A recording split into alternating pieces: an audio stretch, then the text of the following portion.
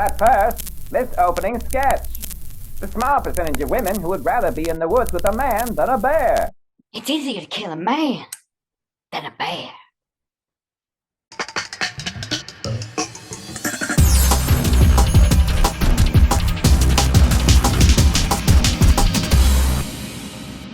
Hello and welcome to Ruben Uncut.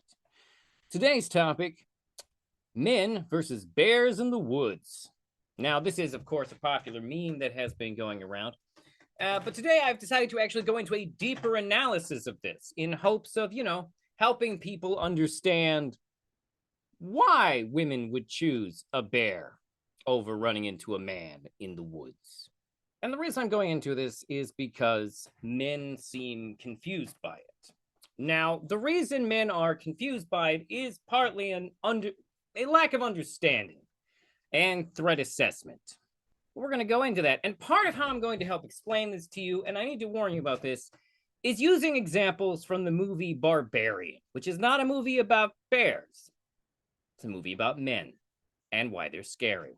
So if you have not seen the movie Bearbarian, which is a horror movie I do recommend and that I do think is scarier if you go into it blind, then I encourage you to stop this video here and go watch Bearbarian and then come sit your ass right back down and tune back into this episode.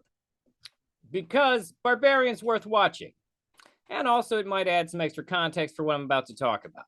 But to get us kicked off, I have a video here worth bringing into the conversation, to have a woman's perspective. Posed to many women across the globe. Would you rather be stuck in the woods with a bear or with a man? And I'm going to say nothing else but read you some of the responses. And if you think women and men after these responses are living in the same world, you are sadly mistaken. People would believe me if I was attacked by a bear. No one will ask me if I led the bear on or hand me pamphlets about how to avoid bear attacks. Now, if I'm going to be nitpicky, that last one there is not entirely true.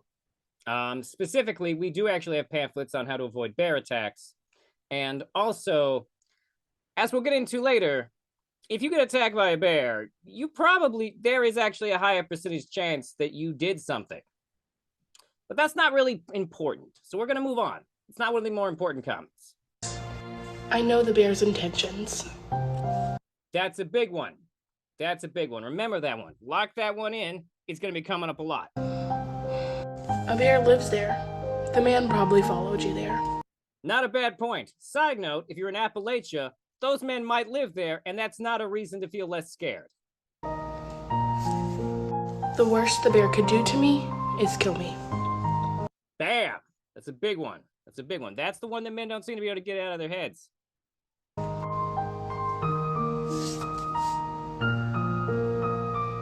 So the two big ones there are pretty clear. First of all, if a bear attacks you, we would believe you. They're not wrong. If a bear attacks someone, we'd believe you. You also probably wouldn't have to worry about people not believing you because the bears are pretty effective killing machines. Kind of. Sort of. We'll get into that. But the two big things there that were mentioned that you absolutely should put in your brain is A, we know what bears' intentions are. And two, the worst thing a bear can do to you is kill you. Now that last one, it probably throws some people off because technically, yes, bears are animals that have the incredible capability of being killing machines. And this is why some people are confused by the meme, because look at it. Its hand is the size of your head, and they each have a claw in it that are about as long as a small pocket knife. Many ways, at first impressions, many people's first thought is, oh God, I don't want to be anywhere near a bear. However, there are some things worth noting about both men and bears. So now is the part where I'm going to take a moment to talk to you about the movie Barbarian. No, I wish I could... Oh, so Bearbarian? Ah, damn it. That's a bad pun. But also, let's move along. So, for those of you who have not seen Barbarian and don't like horror movies, I'll just tell you what it's about. Barbarian is a horror movie about a woman who finds herself in a Airbnb situation where a man is already there. And at some point in the movie, they discover the horrible secret about the Airbnb that they are in. Now, the thing about this is, and this is why it's going to be a little spoilery for me to really go into this, Barbarian is a movie made by Zach Cregger, who some people will recognize from the sketch comedy series The Whitest Kids You Know. That being said, the whole deal with the movie is that it is ultimately about men being scary to women. That's what the movie's about. That is what the movie is about. Now, at the beginning of the movie, we meet Bill Skarsgard. And the thing about the movie is that at the beginning of the movie wants us to feel uncomfortable with Bill Skarsgard. They throw a number of red herrings out there to make him seem scarier than he is. But ultimately, Bill Skarsgard, in fact, arguably hiring Bill Skarsgard, who is largely known for playing horror monsters, is also part of the red herrings. The movie wants us to feel uncomfortable. The movie wants us to question Bill Skarsgard's behavior. But Bill Skarsgard is not the source of danger. Bill Skarsgard is, in fact, not a bad guy. Is he going to die because he didn't listen to a woman? Yes, that's part of the horror movie's setup. Deal with it. But ultimately, Bill Skarsgard is not a threat. But the movie wants us to understand that he could be a threat. Which brings us to the second character in the spectrum of Barbarian, which is Justin Long's character. Now, Justin Long's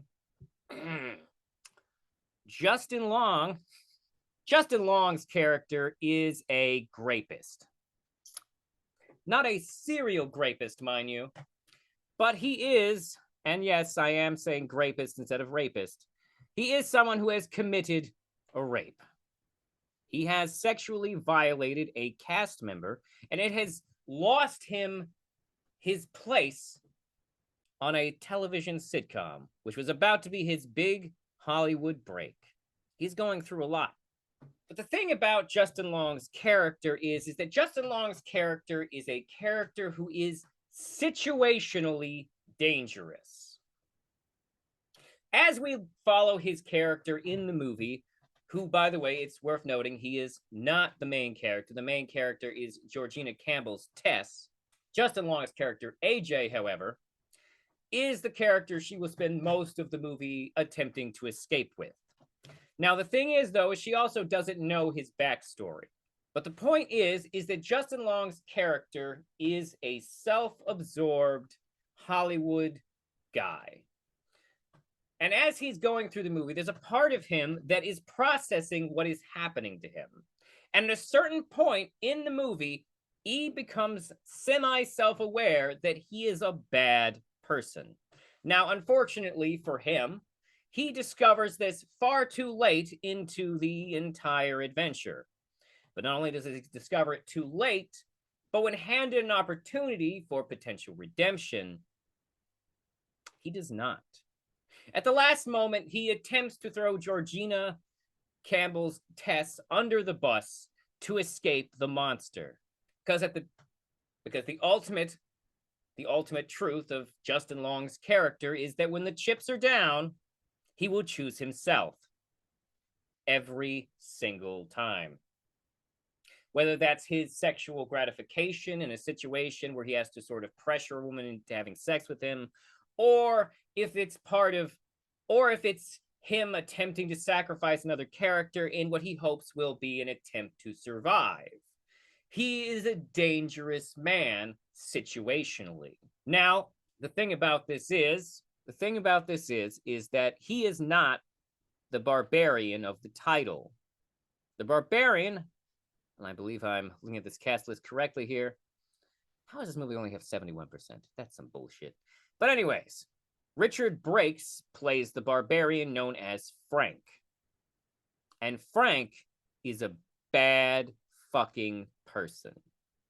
Frank is different than the other two men because, like I said, Bill Skarsgard's character is just sort of harmless. Justin Long's character is situationally dangerous. Richard Brake is a predator.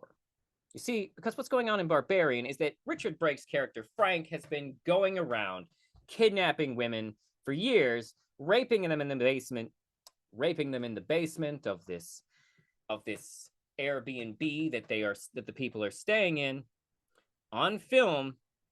And of course, over the years, as he got older and less able to capture women, this led to a life of creating a horrible incest monster that would go out and that essentially wanted to capture people and raise them as its children, since raising children are the only thing that its incest-addled brain really understands.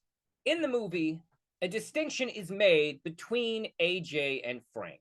Justin Long's character discovers Frank eventually in the series of tunnels in the basement while he's trying to escape the monster known as the Mother. Upon discovering Frank, he finds also Frank's videotapes. Justin Long, who is himself a rapist, is still able to see that Frank is a monster more horrific than him. He is horrified by the actions of Richard. Now, you could say that he himself has committed a similar crime.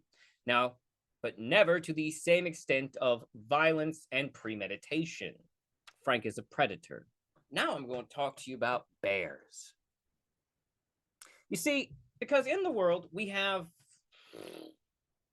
there are essentially different types of bears. Now, the truth about bears is that bears don't think of human beings as food, or at least black and brown, aka grizzly bears, do not think of human beings as food. They just don't. We're not.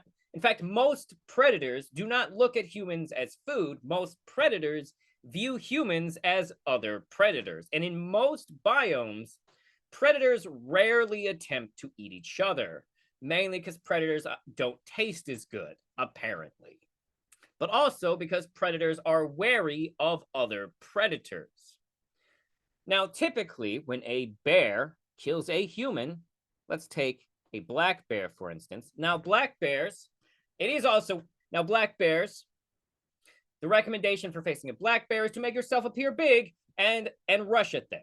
I don't actually recommend that, but apparently black bears are easily intimidated and scared off. You can win an intimidation check against a black bear, apparently. But also, black bears are not terribly interested in attacking humans. The exception that would make black bears attack humans are when they have a significant lack of food resources, aka they are starving, or you have entered sort of their territory and they feel like you are a threat to them and their cubs. Wait, is that a cub? I don't think that's a cub. The point is, they typically would attack you under these circumstances. Black bears are, by and large, not considered as dangerous as grizzly bears. Bill Skarsgard is the black bear. Keep that in your mind. Justin Long, however, is a grizzly bear. Now, we all think of grizzly bears as the scariest bear, but this isn't actually true. You see, grizzly bears themselves also don't really make it a habit of killing and eating human beings. Now, grizzly bears are much more territorial than black bears, and so they are more likely to feel threatened by you and want you out of their fucking space. Now, that being said, they also aren't too terribly interested in eating us. Now, I know what you're saying. Didn't they eat the grizzly man? Yes, they did eat the grizzly bear man. However, they ate him because they were starving. They were running low on food, and when you're running low on food, other predators become food. So what I'm saying is that grizzly bears are situationally dangerous. Now, technically, black bears are also situationally dangerous based on the same ideas of territory and being hungry, but we mostly associate this with grizzly bears. Now, however, there is a third bear, and if you run into this third bear in the woods, let me just say, you're fucked. And that bear, of course, is polar bears. Now, there are significantly fewer polar bears attacks than there are grizzly or grizzly or black bear attacks. Partly because most polar bears try to live as far away from humans as possible. However, polar bears are in fact the only bear that has ever been documented hunting, stalking, and then eating humans. You see, they're from a biome where it's pretty normal for predators to eat each other. You see, up there in the North Pole, we don't really have a lot of plant life. So there aren't a lot of plant-eating animals that polar bears are eating. Most of what they're eating are other types of predators. And if you see a polar bear in the woods, guess what? That's not its natural habitat. It's there because it's fucking hungry. Polar bears and grizzly bears have also slowly been mating with each other, which, by the way, will produce the most horrific kill monster version of a bear. But the point is that a polar bear is a full-on predator. It is the Frank of this analogy. And if you see a polar bear, you're fucked. Just maybe try and climb a tree. I don't know how well they can climb. They aren't from a place with trees. Now, Ruben, you just made bears seem super scary. So aren't bears more dangerous than men? I mean, they're bigger than us, they're stronger than us. Okay, well, slow down, because that's a terrible argument to make if your goal is to make us feel less afraid of men, because men are typically referred to as being bigger and stronger than women, with the capability of being able to kill a woman. But not all men do that, even though they are physically capable of it. Bears, it's kind of the same deal, which is why I looked up the statistics for bear attacks. These are bear attack statistics from a website called BatchGeo. Now I'm going to read you some numbers, and then I'm going to tell you something that might blow your fucking mind out the back of your head. First, let's start with our predators, the polar bears. Now, like I said, these numbers are naturally lower, not because polar bears are safer, but because polar bears don't come into contact with humans nearly as often. There have been 11 fatal polar bear attacks in North America. 7 of these attacks were done by wild polar bears, which means that the other polar bears were polar bears we were attempting to keep, domesticated, probably in zoos, all of which took place in Canada or Alaska. Now, so statistically, most women will not be running into a polar bear in the woods, unless they're way up north. No one in the continental United States has ever been fatally attacked by a wild polar bear. However, captive polar bears are responsible for 4 fatal North American attacks, which all occurred in eastern U.S. zoos, just years apart. The Toledo Zoo, 1972, Baltimore Zoo, 1976, Central Park Zoo, 1982, and Prospect Park Zoo, 1987, were the sites of the captive polar bear attacks. You may be starting to piece together some stuff I'm going to reveal to you based on those numbers. Let's talk about black bear attacks now. Of the 82 fatal black bear attacks in North America, 66, or just over 80%, have been from wild bears. If you think the high number of attacks proves dangerous, note that 66 fatal black bear attacks occurred all over North America. Unlike with polar bears, nearly everyone living in the US, Canada, and Mexico is susceptible to a wild black bear attack, which essentially means that statistically you're just most likely to meet black bears, which means that this number is actually really low.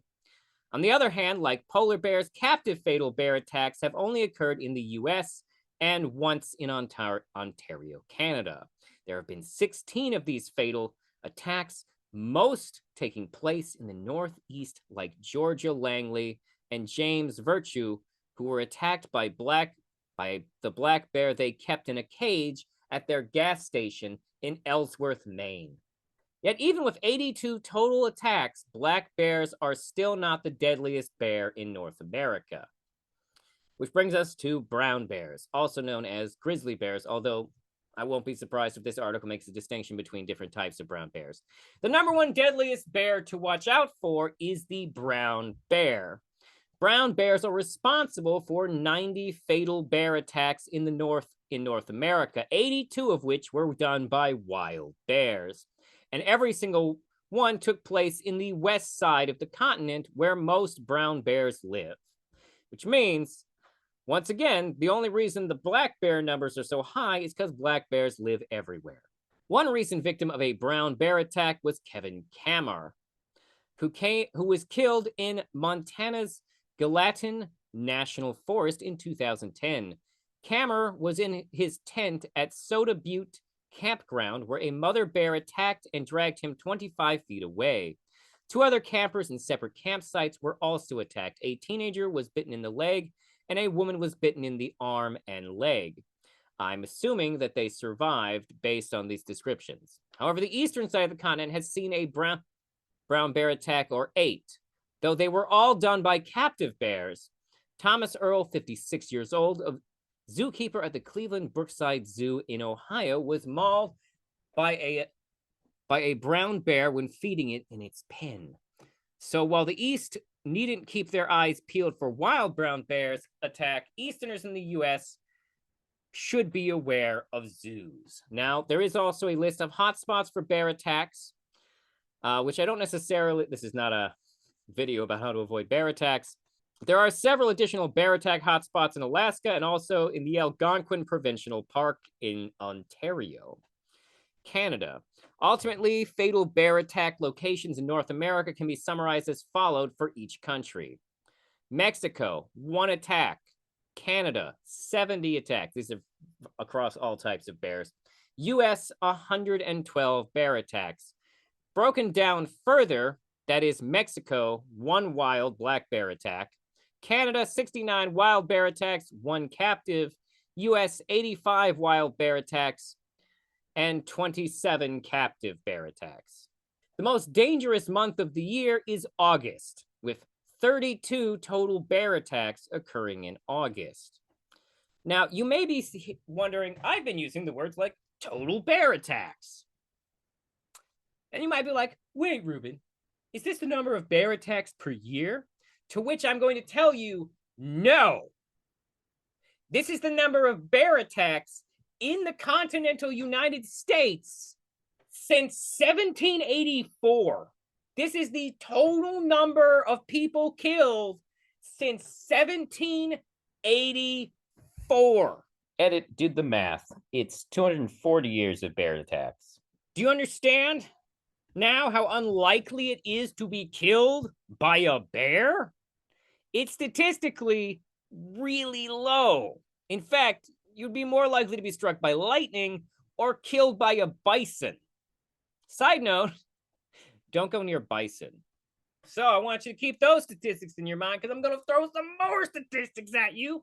Because, and this is the thing, in the year 2022, there were 433,648 recorded victims of sexual assault, ages 12 and up. Not only that, but out of those people, the majority of them were women. Now, those numbers come to us from the Sexual Assault Victim Advocacy Center. However, we get different numbers from Statista. According to Statista, in 2022, about 442,754 women were raped or sexually assaulted in the United States, an increase from the previous year. Now, the risk of being attacked by a bear absolutely goes up as you enter the vicinity of the bears, as we have looked at the statistics. However, that's the number of bear attacks is monumentally dwarfed by the amount of women who will be sexually assaulted. And the majority of those people who commit the sexual assaults will be men. Now, in fairness to the meme, statistically, you are most likely to be sexually assaulted by someone you know, which is a horrifying true fact. However, even when taking that into account, now let's go back to my barbarian metaphor. as I've described it, we have Not Really That Dangerous, which is the Bill Skarsgard, aka the Black Bear. And we have the Situationally Dangerous Justin Long, aka the Grizzly Bear. And then we have the Predator, aka Frank and polar bears. Now, much like in real life with the bear analogy, people like Frank are not common. Absolute predators make up a small percentage of the human population. They are less likely to find you and hunt you down as an individual, but they do exist. And they're absolutely the last people you would want to encounter in the woods alone. Hell, if they're a real predator, you probably don't even want to encounter them as a man. In fact, honestly, I'm a little bit surprised that men are this surprised. It kind of means y'all didn't watch Deliverance. Oh, I'm sorry, have you not seen Deliverance? So the movie Deliverance, a movie from 1972, is a story about a group of men who go into Appalachia because they want to take their boat down this river before it gets dammed up, and essentially it floods the valley. Now, these gentlemen in the boat are played by Burt Reynolds, Ned Beatty, John Voight. I think there might be another guy there too. I can't remember how. It's been a minute since I saw the movie, but the point is that the movie basically just leads up to them being sexually assaulted in the woods by hillbillies. Yeah, that's the movie. That is literally the movie. A group of men get lost end up in the woods. Basically, two of them get jumped by Appalachian hillbillies with guns. John Voight gets nearly sexually assaulted, and Ned Beatty gets straight up raped on camera. They make him squeal like a pig, like they tell him to at gunpoint. Fortunately for those two, Burt Reynolds brought a bow and arrow and shows up to scare off the hillbillies with the bow and arrow.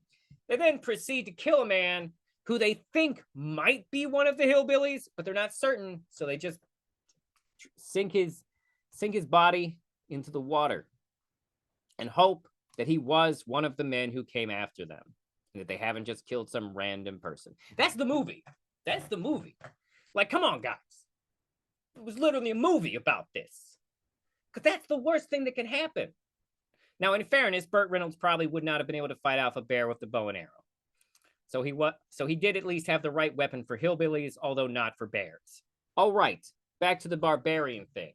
So the thing is that when we look at the characters when we look at Justin Long and Bill Skarsgard and even Frank's characters, the thing that makes them scary, and the reason that the movie leads us to believe that we should be afraid of Bill Skarsgard in the beginning, is to understand how women feel.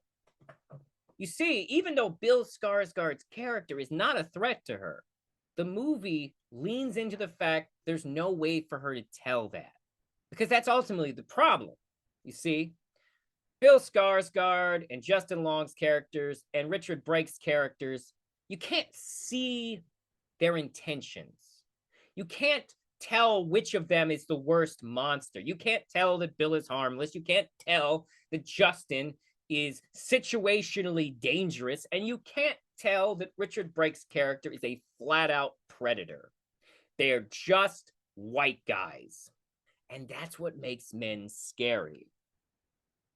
You see, with bears, I broke this down for you across different types of bears. I could even tell you how to handle these different types of bear attacks.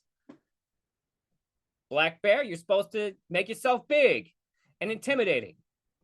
Grizzly bears, you're supposed to play dead. Polar bears, you're probably fucked.